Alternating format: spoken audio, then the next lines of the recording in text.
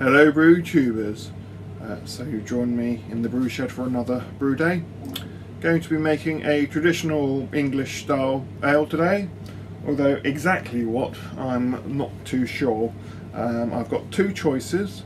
Brew mild, the Sarah Hughes Ruby mild from the camera book, or a best bitter to my own recipe. So the time old decision making method: heads mild, tails bitter. See what happens. It's very badly done. Tails, so I'm going to be brewing a bitter today. How exciting.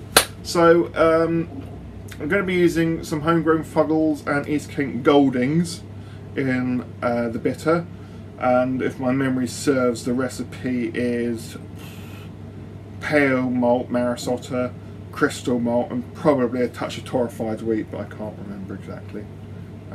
Actually, I think there might be a bit of black malt in there for colour.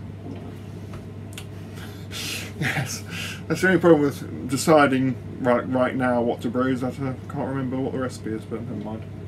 I will dig up the recipe and tell you what it is exactly in a moment. So all stirred in there, and the recirculation started. So that is the grist stirred in and the start of the mash. A 90-minute mash for this at 67 degrees Celsius. So it was 6 kilos of Marisota, 700 grams of crystal malt, 30 grams of black malt for colour, 200 grams of torrefied wheat, and there will be another 200 grams of dextrose sugar after the sparge. So yes, we'll leave that for 90 minutes and then come back and see what it's like. And just coming to the end of the 90-minute mash, and just coming up to hop break. So start of the boil, in goes 60 grams of Challenger hops.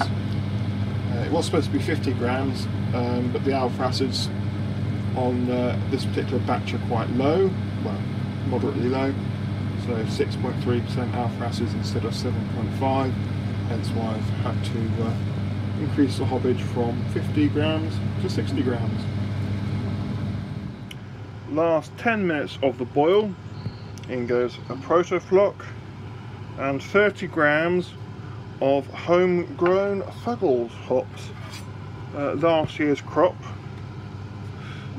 Sort of dried them out in the food dehydrator, and they've been in the freezer. Lovely jubbly.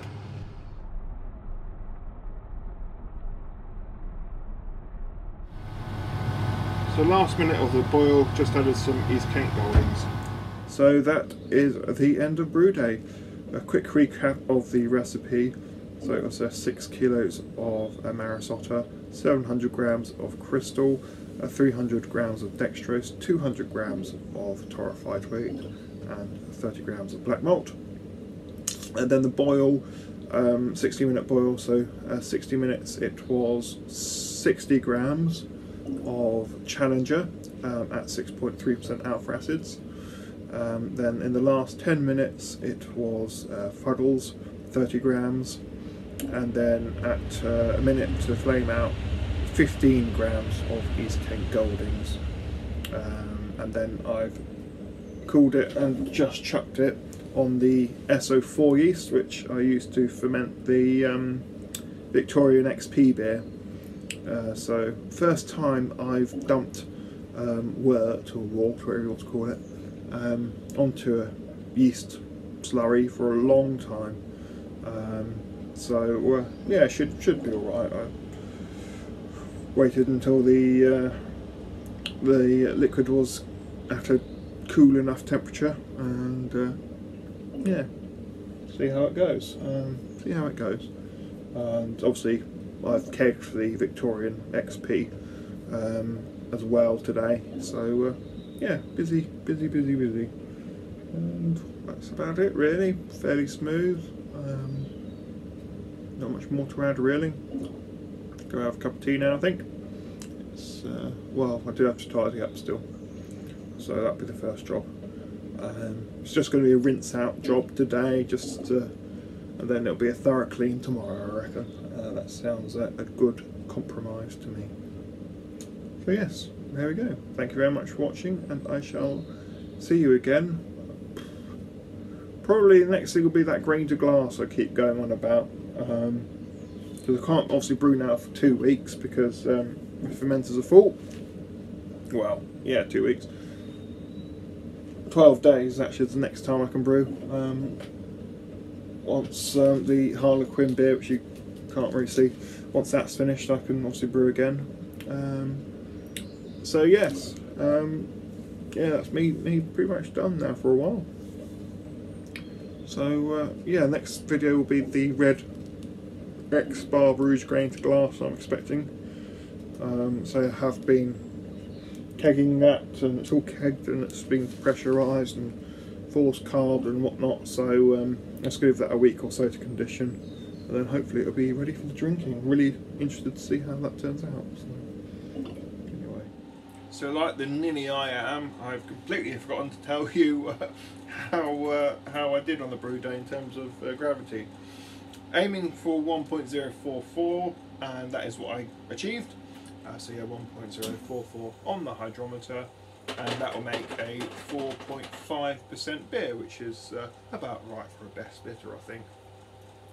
As I was saying, it's been a long time since I have brewed a bitter beer.